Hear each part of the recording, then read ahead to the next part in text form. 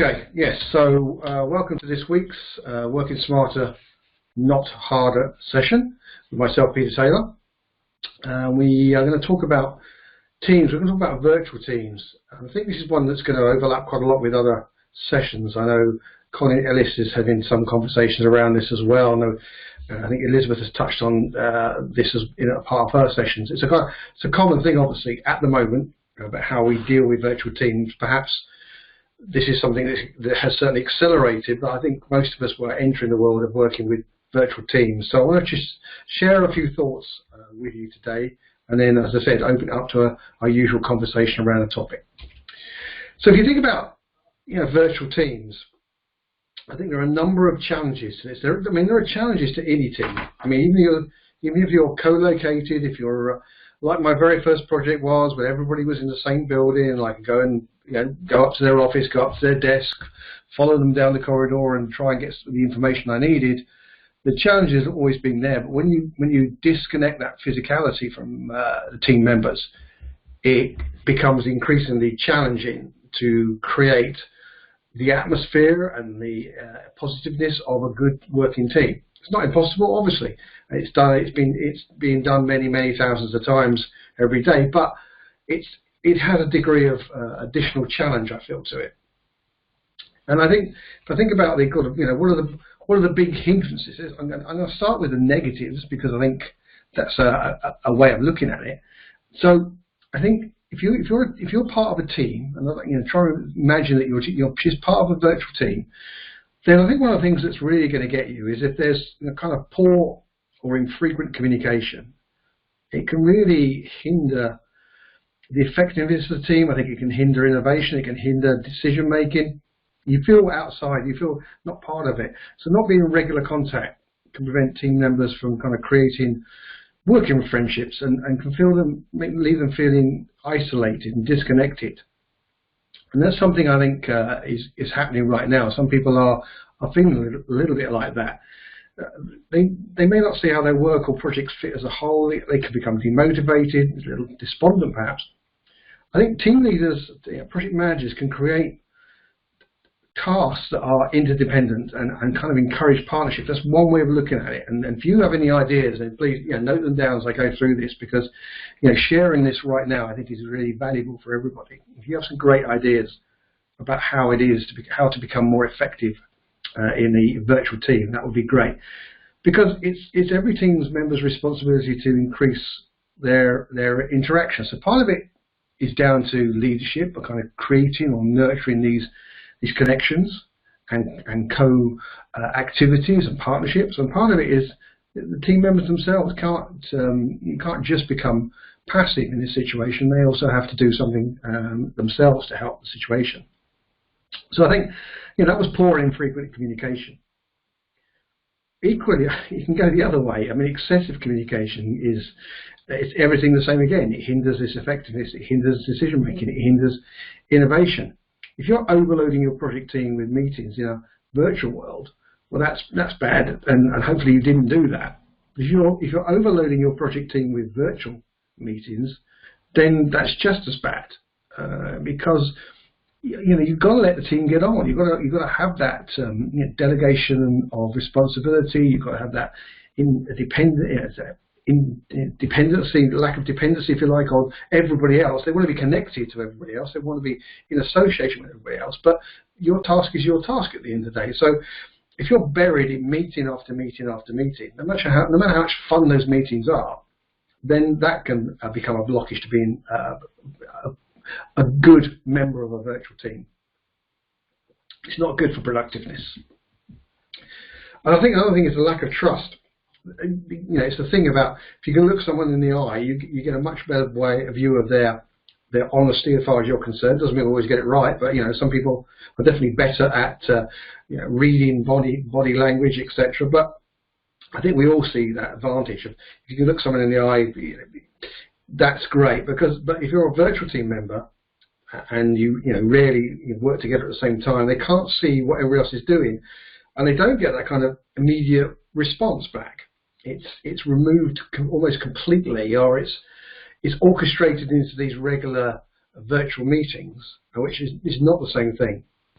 And I think, how can we go about avoiding that is possibly by setting some very clear goals and expectations, possibly by creating a kind of awareness of the contribution of each team member, definitely about celebrating and acknowledging the achievements of every team member. These are all things I think we can do that you are, as a project manager, you're demonstrating your trust in each of the individual team members, and they themselves should begin to respect each other. And of course, if you go back to the thing I talked about just now, if you've got these kind of interdependent tasks and partnerships, again, that helps build trust on a kind of smaller group, and it's 2s or 3s, something like that. In diverse or multicultural teams, you have this, and I'm going to talk about it a bit more in a minute, conflicting customs, work habits, and values. They have their own ways of working. And one of your challenges is to find a common way to manage these sort of diverse teams and to minimize conflicts. I think all team members need to really agree on the fact that a common, this acceptable work ethic and team custom is something that really is important, and something you as a project manager needs to be laid down at the front end of the project. I think this is the way we're going to work, and the team has to respect that. One of the organisations I worked for had a reference document, really, that's all it was. But when you were working with a new culture, a new country, a new group of people in an area of the world that you haven't worked for, they have a few tips and pointers on your cultural differences, if you like, so that you could begin to understand the things that you should do and shouldn't do, and how people react differently. Certainly, that's something you need to be aware of if you're overseeing multicultural, multi-country teams. Another negative, I think, is around you can quickly lose a kind of team spirit.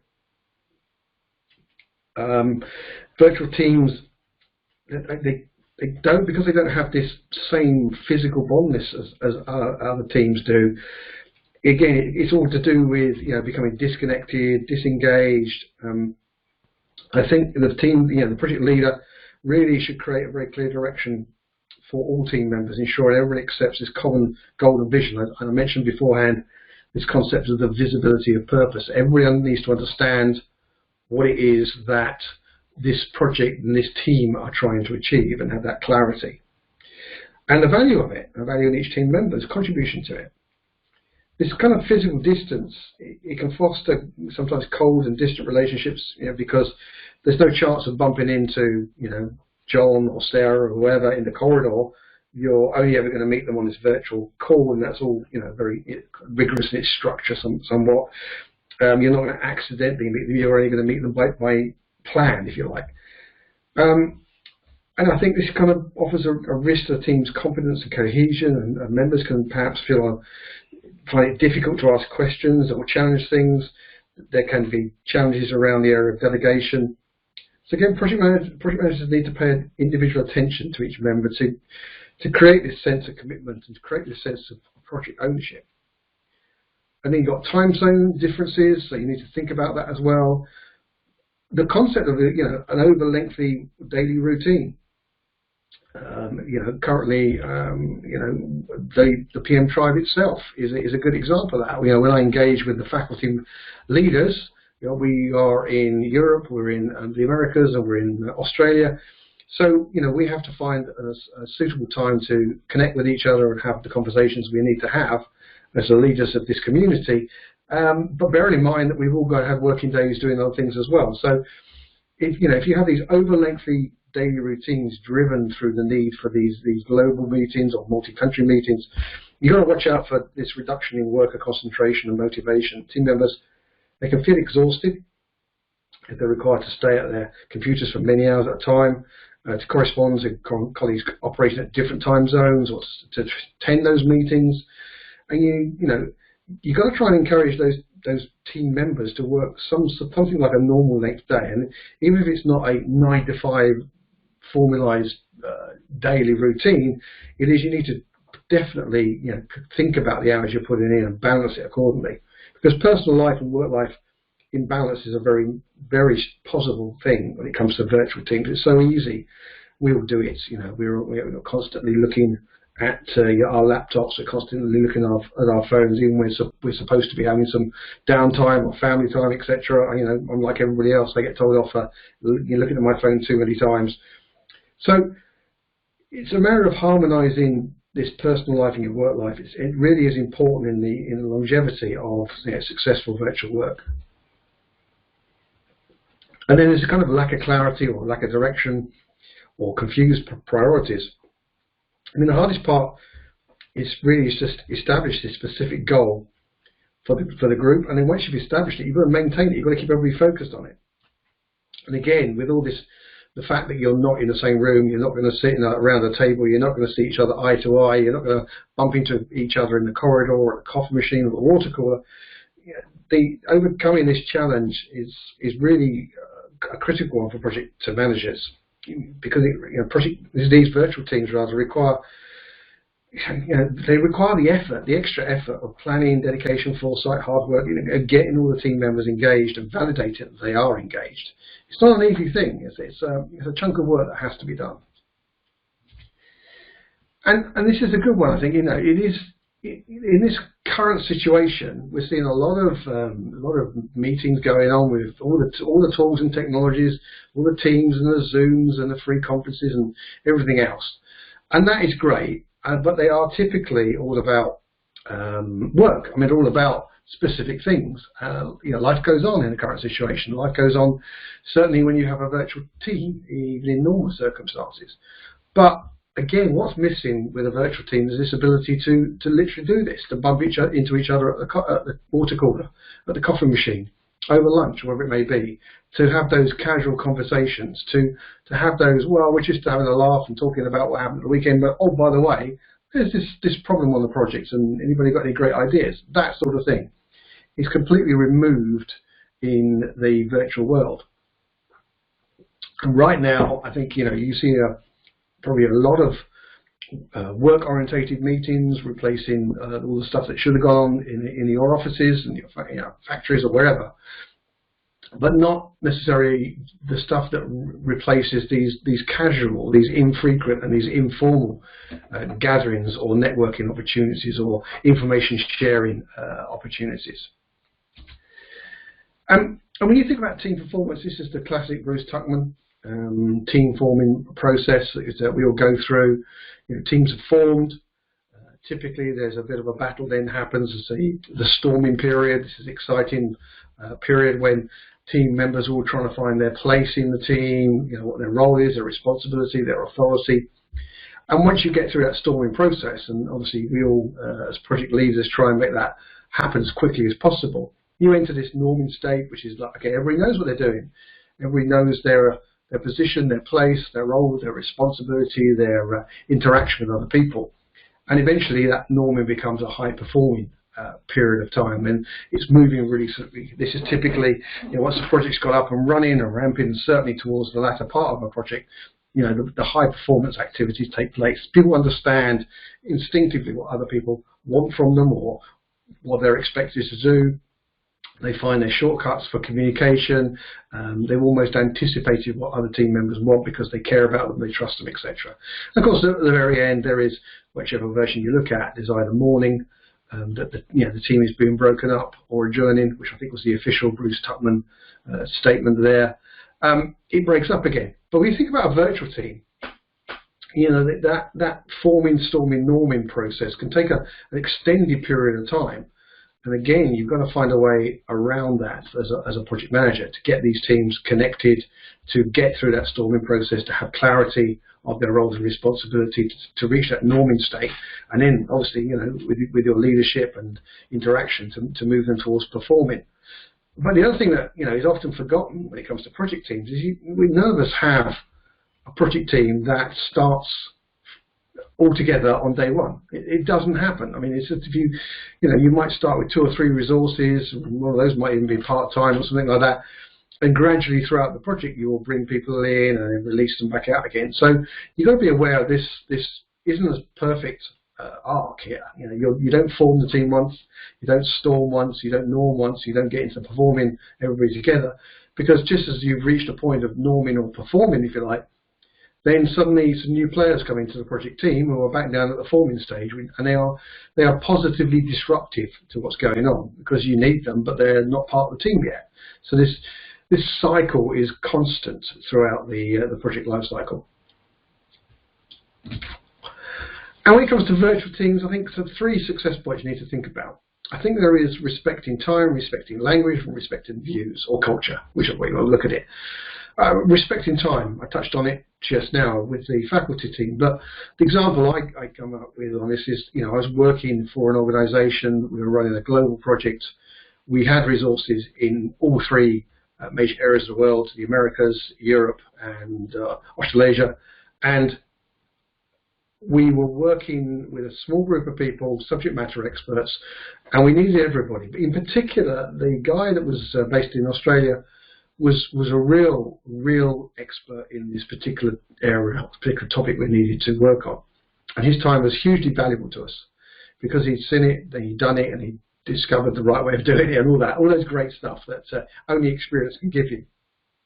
Well, we started our regular calls, and these were weekly calls, and they were going okay, but we suddenly realised that this guy was taking calls lasting at night. He admitted at one point he was literally sitting up in bed with his laptop, had a cup of coffee, trying to stay awake, and the moment this call finished, he'd shut everything down and go fall asleep. Well, that's not particularly sustainable. That's not very respectful of his personal life. It wasn't good for a work-life balance.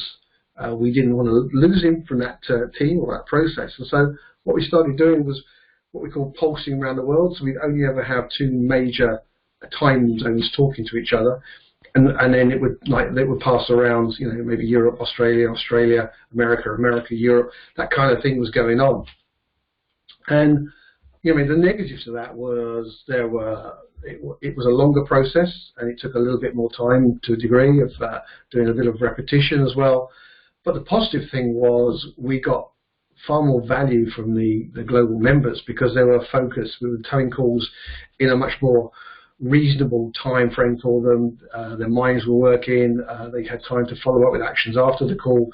And so this definitely works far more successfully than trying to stick to what we were doing. So respecting time, I think, is the first thing you really need to think about. And then respecting language. Now, I'm obviously a native English speaker. It's the only language I'm capable of speaking because the world has made me very lazy. I'm not very good at languages. The world speaks English for the most part. The business world does anyway. But I'm all fully respectful of some of the countries around the world, some of the people around the world and their capabilities with languages. I've worked with people who can switch easily and instantly, between 4 and 5 languages, where English is perhaps their second language and sometimes their third language, but they have this capability, and that is amazing. But you have to just take that into account because 2 things, and it was pointed out to me once by someone who was working on my team, because they started making some errors, and I realised it was because it was late at night and they were tired, and this processing that has to go on when you are moving something from your native language into another language, in this case English, and working, actually working in your mind about what the challenges are, etc. That tiredness creeps in, and we make mistakes. I mean, we make mistakes late if we get tired anyway. But when this language side of thing is, it's important to remember that. It's also important to remember that words can have obviously powerful meanings, and sometimes the wrong word can have a confusion to the communication, and it's not the fact that it's intentional. It's purely the fact that they don't always get the words right. Certainly, and I said I'm totally respectful of anybody who can speak another language, but the point about it is it's probably not totally perfect, so sometimes the wrong word cannot be found or whatever. So all of these things, you as a project manager, a project leader, running a virtual team that has these global resources in it, you need to respect this language and reinforce it. Consider the time, consider the reinforcement or clarification. Use a lot of imagery as well if you possibly can, because that really helps in the understanding. And finally, respecting their views or respecting the culture. Everybody's different. Everybody thinks slightly different, behaves slightly different from wherever you are in the world. And, it's not like talking to your colleagues from just down the road or from the same, same city or same country.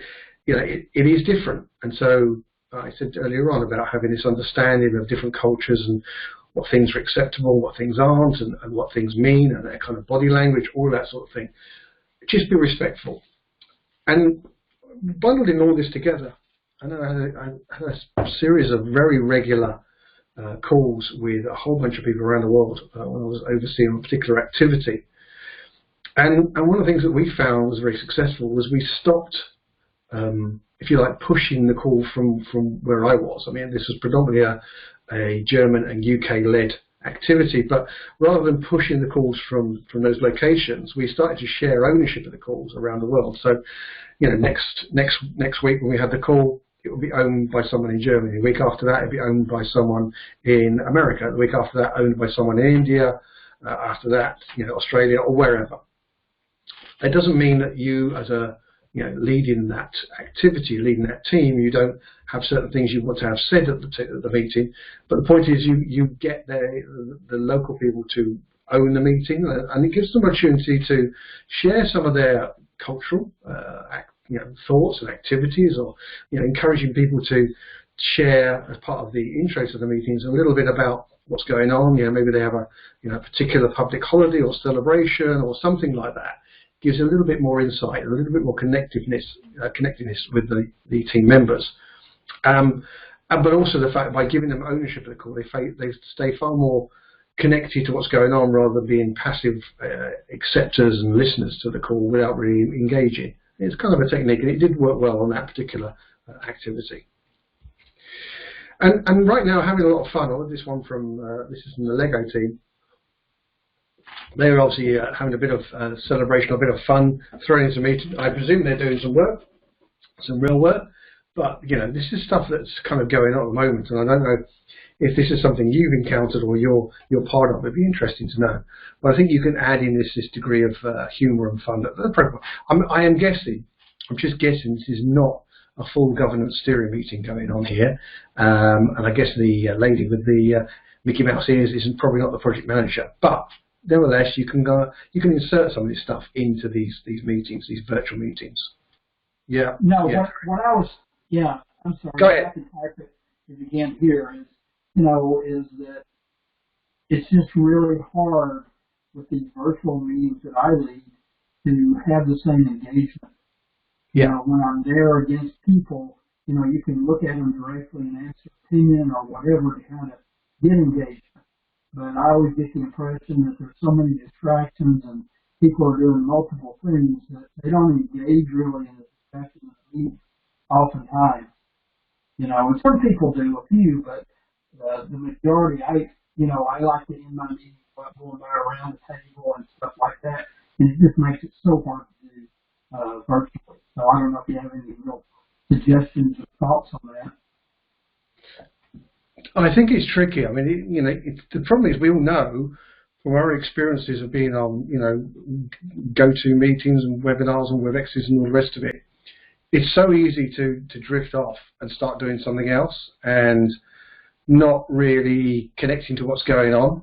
So if you're someone that's trying to lead that group, I think you just have to find new ways of interacting and engaging with people and drawing them in. I think the best I can suggest is you can't leave it passively. There's if we look at the group we've got today, right now, if this is a project team, I can reach out and ask specific questions of people. Gerald, what do you think? And Tarek, what do you think? And Juliet, what do you think?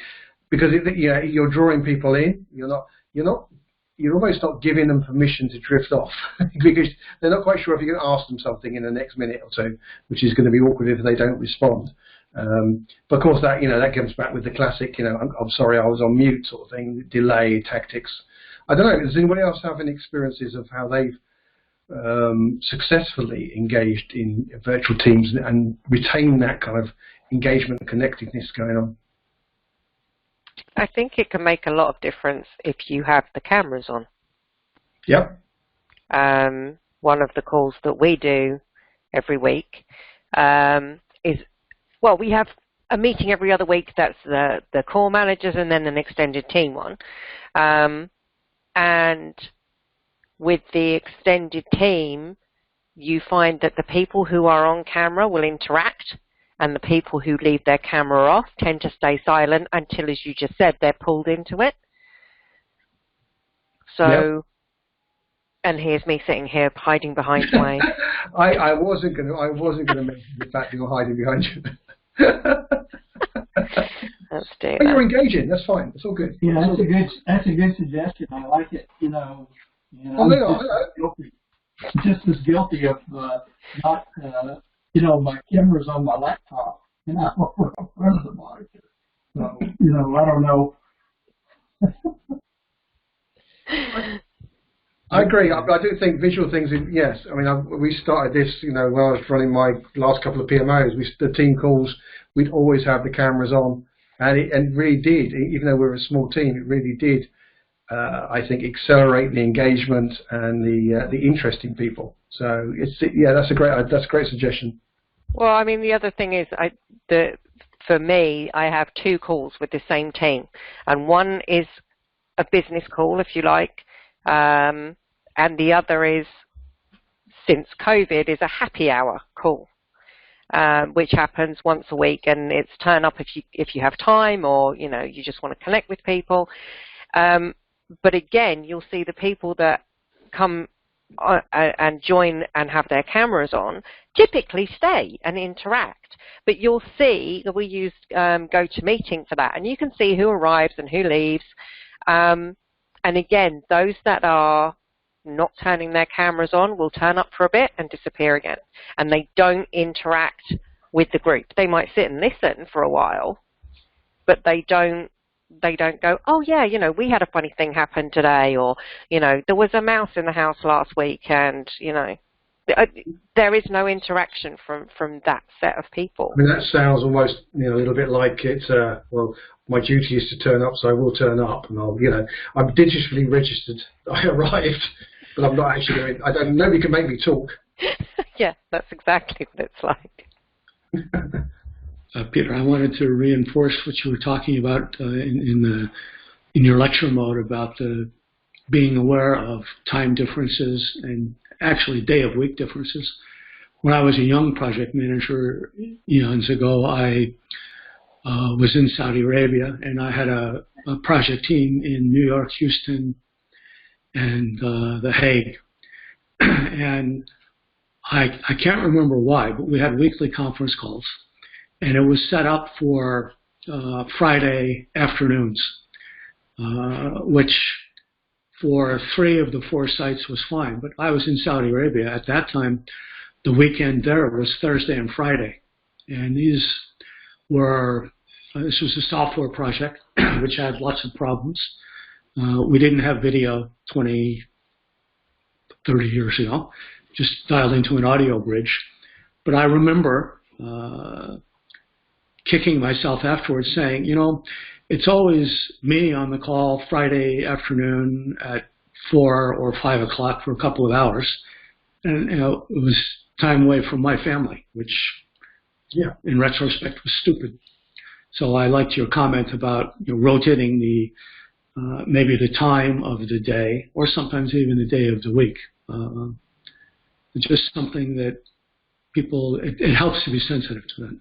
I just reinforce your comments about being aware, and it makes all of the team feel they're being considered, and part of it's not mandated from on high for the convenience of the executive or the sponsor or the project manager.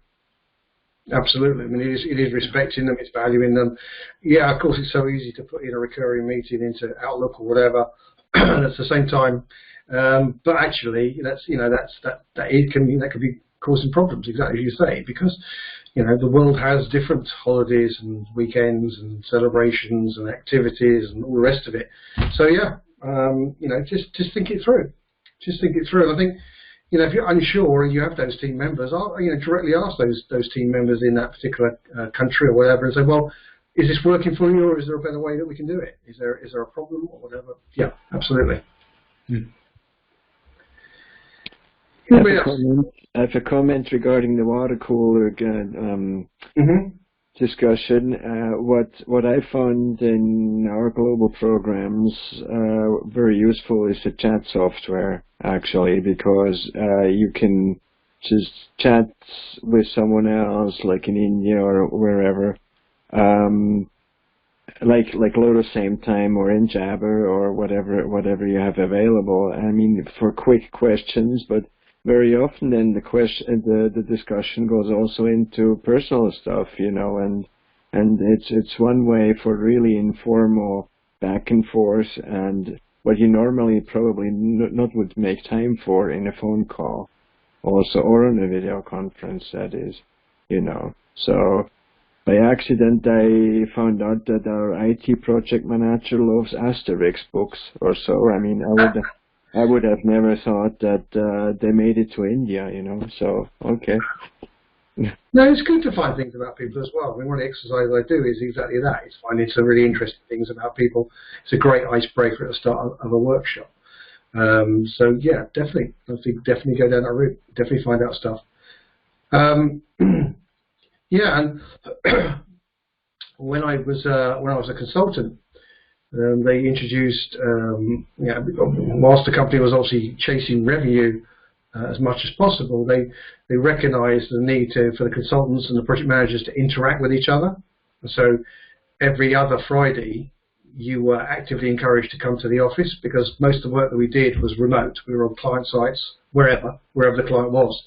But every other week we'd come in on a Friday, and Friday was, there was pizza at lunchtime, but it was more about the fact that you could just interact with your peers, your colleagues, your other project managers, other consultants. And it's amazing the problems that could be solved during that. Like, I'm having this problem on this particular project. This is going on, and so I experienced that. Stuff that doesn't typically get put into a sort of a knowledge database, etc. There's lots of talk about those things, but having someone overhear a conversation in a semi-relaxed state and go, oh yeah, I experienced that, and this is what I did. Hugely valuable, hugely helpful, and those days were valued by all of the consultants and all the project managers as really, really great days. A bit of downtime, a bit of admin time, but also a lot of time to interact and connect with your peers and colleagues and solve some problems. Peter, I have a question for you and for the group. When running a virtual meeting, sometimes it's you want to have meeting minutes. I've run some meetings in person, not remote, where I've taken meeting minutes along the way. And the advantage to that is if there's an action item, you own it, and the owner is often there. But there's an overhead to that. I'm wondering if people find that it's worth the additional overhead to have that on a screen or a projector or even a flipboard or something like that, versus trying to do it afterwards and then maybe running into problems with people saying, "Wait a minute, I didn't agree with that," or I don't think that was what the decision or consensus was. I don't know. Other people, first of all, anybody got any thoughts on that? Well, I had some experiences with, depends on the meeting. If it was just a team meeting, then I wrote them right into the slides, what was discussed, because formatting didn't matter really that much, because it was just an internal team meeting. But when it was a steering committee, I just took notes, and I started taking notes in like Notepad or something like that, because I couldn't read my own handwriting anymore afterwards. So if I put it on slides. But as a PMO, I was tasked with the minutes. So that was my job, and the program manager could run the meeting. So that was actually, of course, a good way of doing it, because I didn't have to say anything. Mm-hmm. Yep. Yeah, I always write minutes up when I'm leading a meeting or engaged in meetings, only because I find with my meetings I have a lot of other people interested in what I'm doing and where I'm going and those kind of things. And they may not attend the meetings, but I try to make it simple and concise enough so that they can basically get the feel of what's going on. Thumbs up, thumbs down. If they don't say anything, they just kind of assume that, hey, it's okay, it's all good. That's kind of my approach. Yeah, John, we're all going to club together and get you a new microphone, sir. You're still a bit muffled, but I think we just about got that. I touch on the fact, I think that, I was taught as a young project manager to own the minutes. If you own the minutes, you understand the minutes. And I agree, what was said before, Joe, was there are certain meetings, like, formal steering review meetings, then you have formal meeting minutes, etc., and they're circulated, reviewed, etc., etc. But I think for other things, I'm totally happy with in the moment. If it's a short team meeting and you just want to document the actions, then yeah, throw it up on the screen and document it as you work your way through. There's also, there's some technology out there as well. There are tools like Otto where you can just voice record and they will give you a transcription afterwards, so you can just quickly record the action before moving on to the next discussion. No, I'm not suggesting you record the whole meeting. People get very upset about that. But if you just hit record or whatever, and that kind of works as well, I think, in the right situation. But it is, horses for courses. It is what is right for the meeting that you're in at the moment, and what's important to get out of it. And obviously you don't want to waste time plowing your way through notes that you can't remember what you actually wrote down. And that never happens to me. I have perfect handwriting, but some people they have a lot of difficulty with that. I'm joking, but anyway, writing is terrible. But sometimes you go back. Oh, what did that actually mean? And oh gosh, I can't remember. So in the moment, in the meeting, I think is really good when you can do it that way. Actually, if people are interested in that, though, Elizabeth Harron ran a session about 2 weeks ago, I think it was, which was on project reporting. It included a great conversation around that, and so obviously that's recorded. You can go find that in Elizabeth Harron's group if you want to listen to a lot more about project reporting and minutes and things like that. Yeah, from my perspective, being a bit of an interloper here, I work for our professional services team. I work with project managers all the time, but I'm not actually a project manager. I'm an EA. I do manage projects, funnily enough, but from a taking minutes point of view, as an EA, most of the meetings we just take action points. Now I understand that it's kind of different in the project management world itself, but for the manager meetings, if there are specific actions, that will be noted.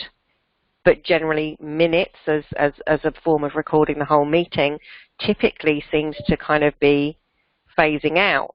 And that's the thing, I think, as Peter just said, is it's taking what kind of meeting you're in and making that decision. What is an EA? An executive assistant. So okay. I work for different areas of the business. I work for professional services, finance, HR, and support. So I work with various different teams at various different times. Clearly, you're blessed to work with project managers. That must be just a thrill for you. Absolutely. To be fair, they're actually my favourite team. They are totally my favourite team. Apart, as far as the teams that I work with, and then going back to your virtual teams, and that interaction, there are also other people that I talk to within the business who are very important to me from both a business and a friendship point of view, who I've set up, calls with while we're in lockdown, that I can't just go and meet them in the breakout area and have a chat. So now we set up meetings for that as well.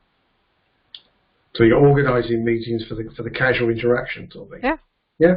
And they're movable. You have your standard meetings for the teams every week that you don't want to move, but we put in a slot 10:30 on a Tuesday morning.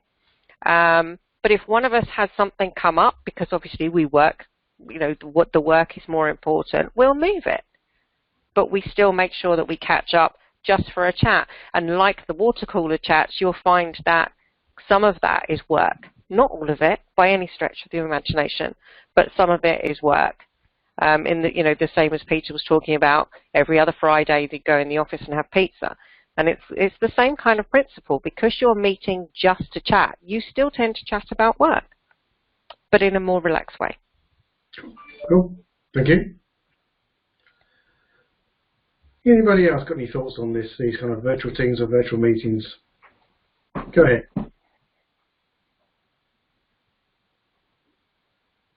I can reiterate that video is essential.